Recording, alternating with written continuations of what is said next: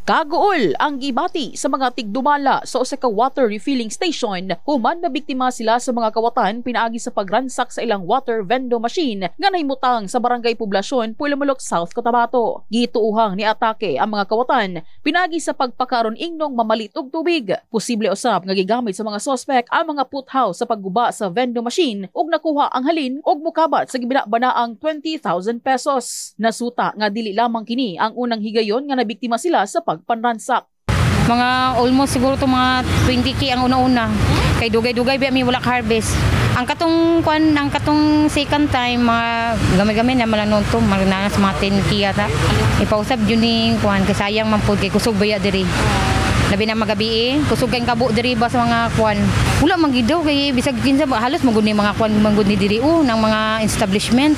Mao gani ang ginaisip gani kung giyon sa gid pag strategy sa kuan no kay basi nagpasumangi lang guro to nga pero naagi siya kauban Marga na kay di gito mabuhat sa isa ka tawo. Sa bahin ni Peace and Order Chairman Kagawad Isidro Londres, gingos gani ini nga hugot ang ginahimong pagpatrolya sa mga barangay peacekeeping action team. Of course kana gadagabi nagarubing ang atong peacekeeping officer. Siguro nagkataon nga paghuman sa rubing mao pud abog transak siguro at the same time makita man pud nato nga baga-baga man pud ang kuan ang purok sa barangay Poblasyon o lisod-lisod pud na kuan ang kanang nga mga sitwasyon tungod kay sa siguro tong naitabo nga ransak refilling station na may activity gud sa plaza ato. Siguro may mga instances kadili ka matutukan tungod kay daghan ang activity sa atong panahon. Nagkataon po siguro nga take advantage sila.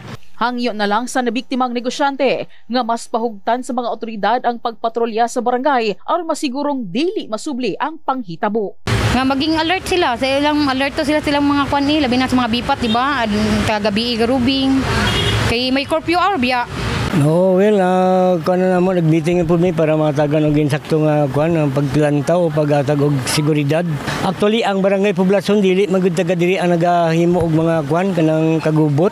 Taga-uban nga mga kabataan ko, mga tao mo adtuan di o tansen lang umubod kadali tapos masibat na pud pag magkataon ka lugar na kahuman slag kuan kining pang-abuso sa kun pagpangawat pagpangawda pagka og kanang gitawag nato pagpangransak.